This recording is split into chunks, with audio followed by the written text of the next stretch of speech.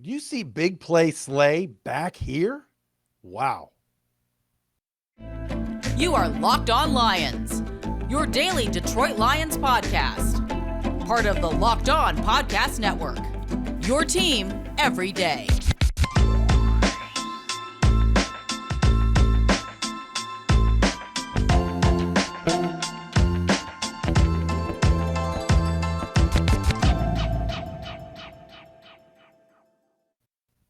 What's going on, everybody? It's a snowy Friday, March the 10th, and a Saturday, March 11th. It's Locked On Lions on the Locked On Podcast Network, your team indeed every day. Matt Derry with you. Thanks for checking us out, making us your first listen. It's a Friday edition of the podcast. We have a busy show today. Some news on one of the Lions' veteran backup offensive linemen. It appears that the Lions are cutting bait with. We'll talk about that momentarily on the show. Also, I never got to something earlier in the week that I've got to bring up about Jameson Williams and Twitter.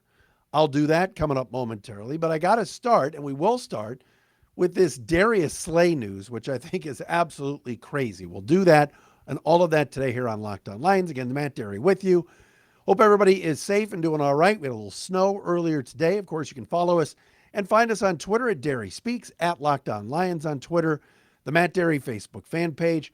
Go to LockedOnLions.com. You want to go right to the podcast, and also, those of you watching on YouTube, the Locked On Lions YouTube channel, thanks for checking us out, subscribing. We've got over 4,100 subscribers, commenting every day. We appreciate you taking the time to check us out there. I was stunned earlier today.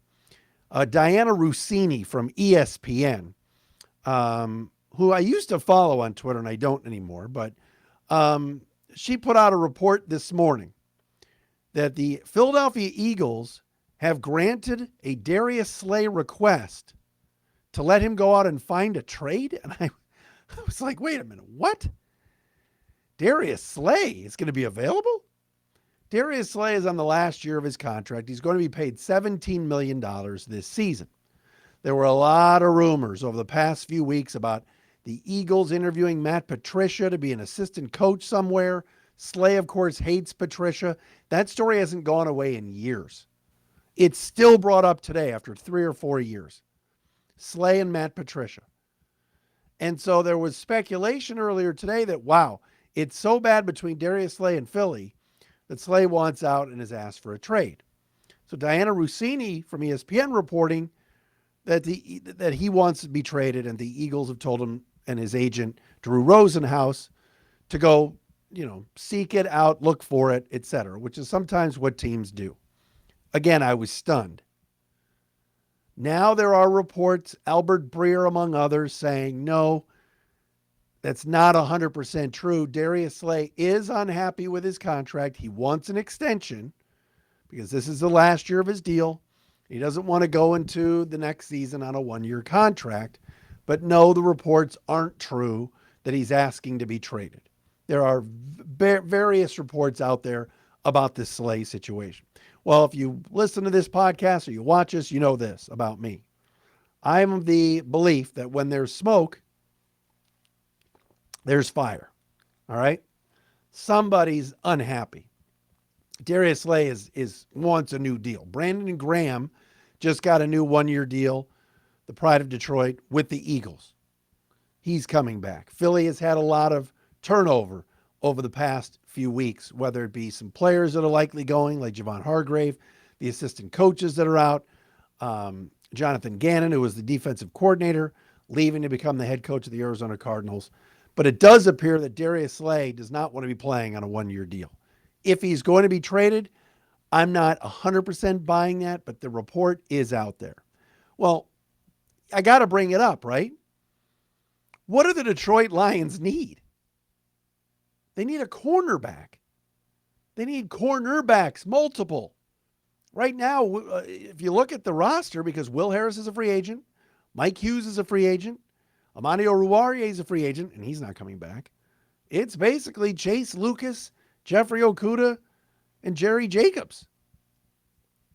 There's not a lot of depth right now at that cornerback spot. If Ifeatu Melifonwu could move back there, you never know. But what do the Lions need? They need corners. And we've talked about the Jalen Ramsey trade and the rumors about that with the Rams, etc. And I told you, I don't love Jalen Ramsey's attitude a lot of times. I don't know how he would be in this locker room and if he fits kind of the feel-good, positive culture that the Lions have. Plus, he was getting up there in age. He's like 28, 29. Darius Slay is 32. Would I take Darius Slay on the Lions right now? You damn right I would. Right here, right now, that is one of the best corners in the league. Still, Darius Slay is excellent. He spent 7 years in Detroit. They ran him out of town. Bob Quinn traded him. And all he's done, since going over to Philadelphia is won a lot of football games and become a Pro Bowler and an All-Pro player. Now, he was a Pro Bowler twice with the Lions, and he was an All-Pro, in 2019? I love Darius Slay.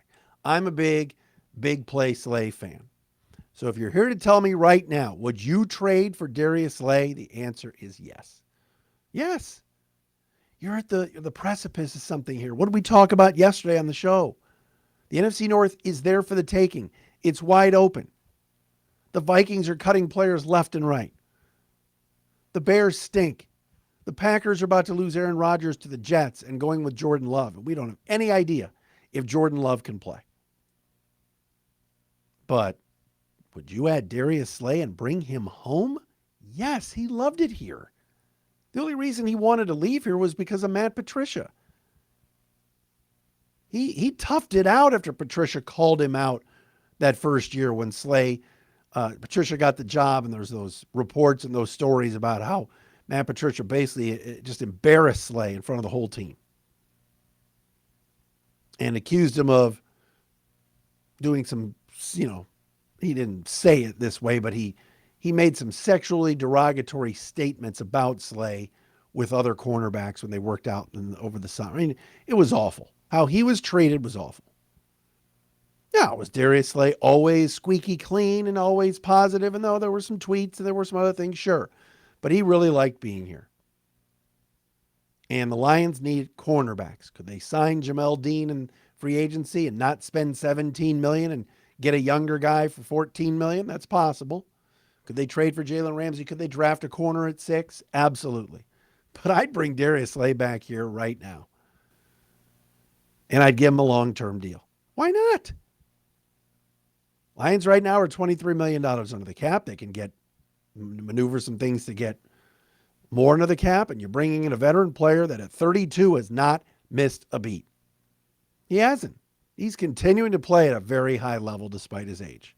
No, I'm not giving him a 4-year deal, but I'd love to see him back. I just think he's a really good football player. Never quit on his team like Jalen Ramsey did in Jacksonville. Always seems to be one of the better players in the league. Still has the speed, still has the ball skills. Would he come back? I don't know. But I find this very intriguing. So we'll see about all this. It appears that one of the Lions' depth players on the offensive line is not coming back. There's a chance he could, but doesn't look good. I'll explain that coming up next. But first, if you're looking for a delicious treat, you don't want all the fat and the calories, you got to try Built Bar. They're the best, all right? Every single morning I get up, I have a Built Bar, whether it's cookies and cream, salted caramel. Sometimes I get the Built Puffs, those marshmallow treats. Those are only 130, 140, 150 calories. The churro ones are fantastic. And you can get them at Built.com. You put in Locked15 and you get 15% off your order. But the great thing about Built Bars is they're not a regular protein bar. They taste good. They taste like a candy bar. And again, they're covered in 100% real chocolate. There's only 130 calories in these things, 4 grams of sugar, and a whopping 17 grams of protein. Go to Walmart today. They got Built Bars. Close to Sam's Club. Run in and get a 13-bar box with our hit flavors, brownie batter, and churro. I saw them at Sam's Club the other day, and I bought a box myself. You can thank me later. Again, Built Bars at Built.com or at Walmart and Sam's Club.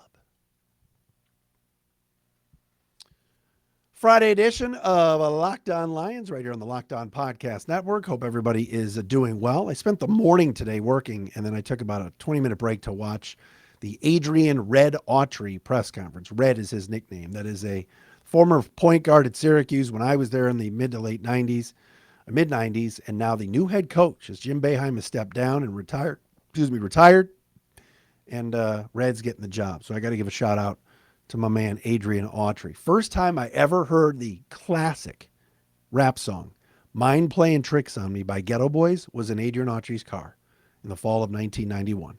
Swear to God. What a great song.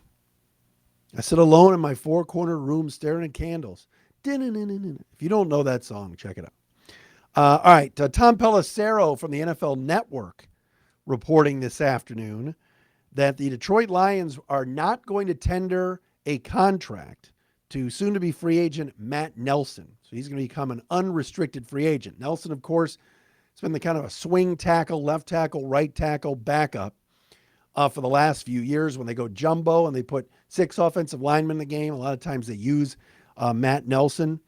So it appears that the Lions are going to let him walk and look for other depth along that offensive line. Matt Nelson was fine. He was a fill-in. Never was a starter. When he did start games, when there were injuries to Decker and others over the past few years at tackle, he was serviceable at best. Now, this does not mean that when you non-tender a player that he's gone, he could come back on a smaller deal. But it appears that the Lions are going to let Matt Nelson walk. Now, again, Evan Brown's a free agent.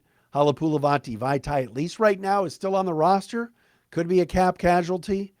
Tommy Kramer is a restricted free agent. I think the Lions could bring him back, but they're going to need to add some offensive linemen in free agency and maybe even in the draft.